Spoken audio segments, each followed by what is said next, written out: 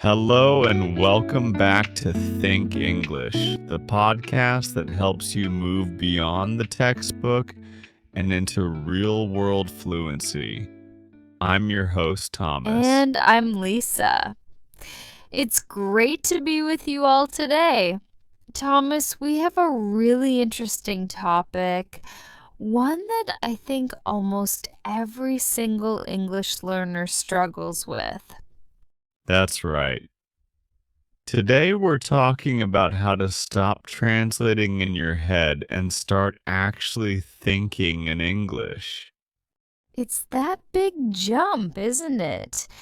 From knowing English words to actually using the language naturally, without that slow, painful process of translating every single thought. Exactly.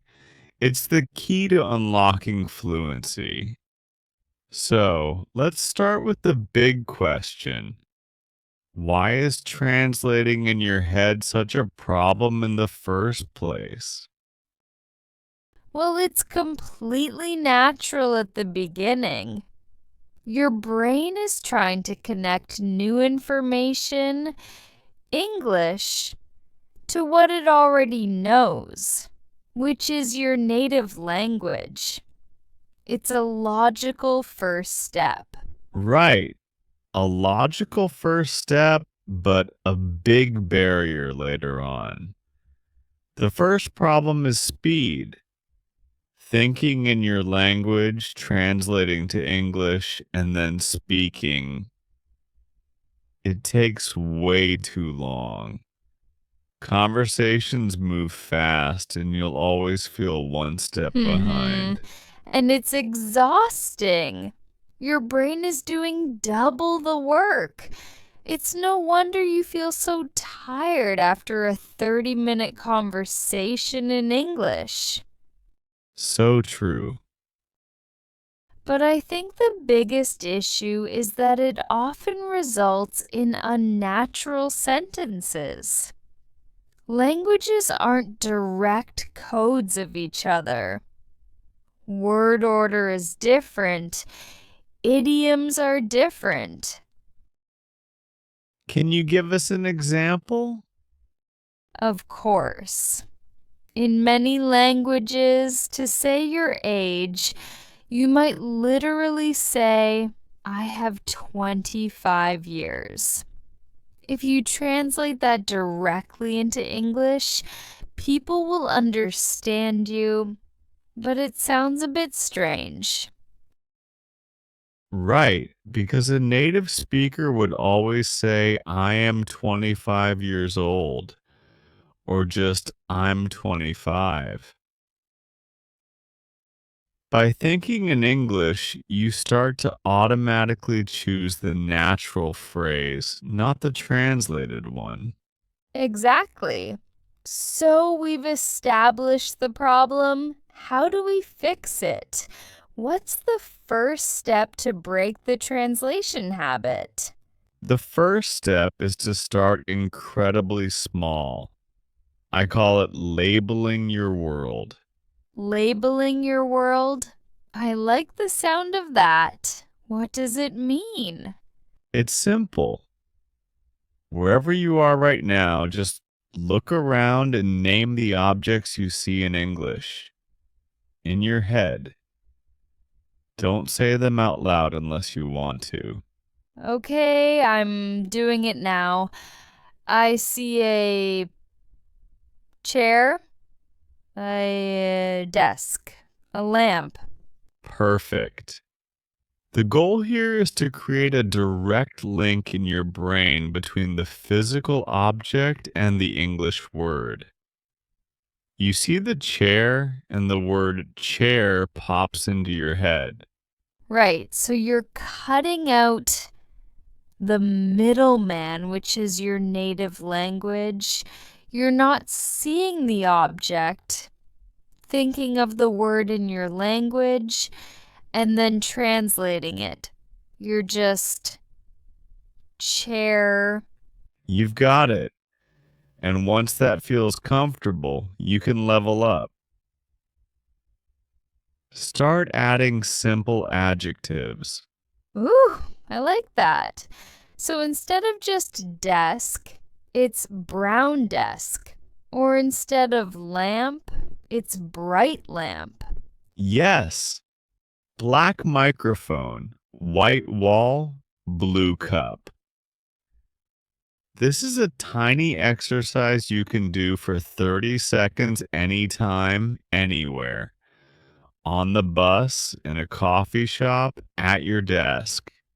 It starts building that thinking in English muscle. That's a fantastic, very practical first step. So, after we've labeled our world, what's strategy number 2? Strategy 2 is moving from single words to simple sentences. And the best place to practice this is with your daily routine. That makes sense. It's something you do every day, so the actions are repetitive and familiar. Exactly. So when you wake up in the morning, you can start thinking to yourself in very simple English. For example, it is morning. I am waking up. I need to get out of bed. And as you go about your morning, you can continue it. I am walking to the kitchen. I want some coffee. I am pouring water. Yes, you become the narrator of your own life. Sounds a little silly, but it's incredibly effective. You're creating a constant, low pressure stream of English thoughts. I think it's important to stress that these sentences can be really simple, right? You don't need to worry about perfect grammar. Absolutely. The goal is not grammatical perfection. The goal is to build the habit of thinking in English. I brush teeth is fine. I eat breakfast is perfect. The complexity can come later. That's such an important point.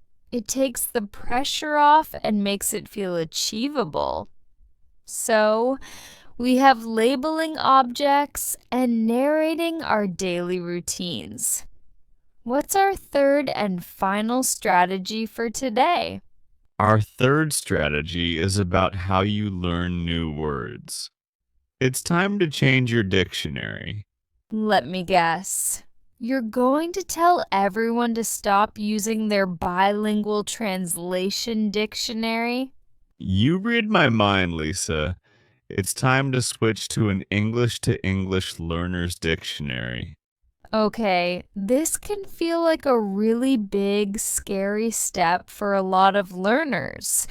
Why is it so effective? It's effective because it forces you to stay inside the English zone. When you look up a word, you aren't just getting a quick translation to your native language. You're getting a definition and example sentences written in simple English. So you're learning the new word by connecting it to other English words that you probably already know. Exactly. Let's say you see the word exhausted. In a bilingual dictionary, you get one word.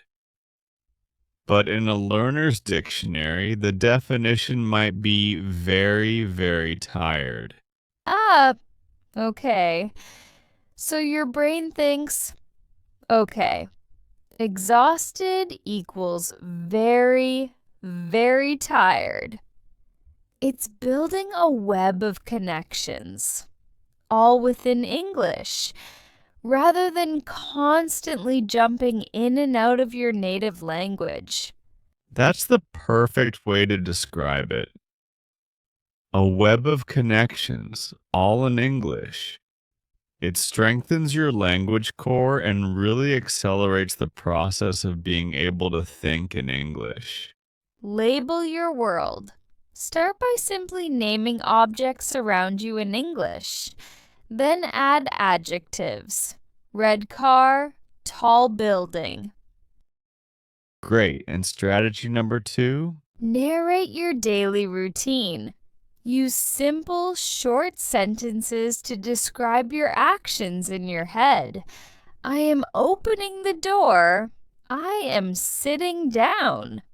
And finally, our third tip was to change your tools. That's right.